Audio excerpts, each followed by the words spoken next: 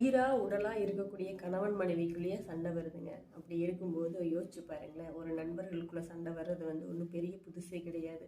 கண்டிப்பா சண்டை வரத்தான் செய்யும். சண்டையே இல்லாம ஒரு நட்பை கொண்டு போகணும் அப்படின்னு நினைக்கிறது வந்து சாத்தியமே இல்லை.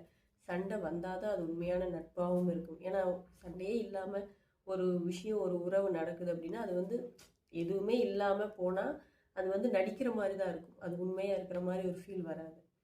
அதனால வந்து சண்டையெல்லாம் வரும்போது அந்த சண்டையை அப்போ போட்டுட்டு அதுக்கப்புறம் மறுபடியும் 10 நாள் கழிச்சு பேசினாலும் அந்த சண்டையெல்லாம் மறந்து மறுபடியும் பழைய மாதிரியே நம்மளோட உறவை வந்து திரும்பியும் நம்மள இது பண்ணியா அது பண்ணியா இந்த வாரம் ஃபுல்லாக நடந்தது இப்படின்னு சொல்லி நம்ம திரும்பியும் மறுபடியும் பேசிக்கிறோம் இல்லைங்களா?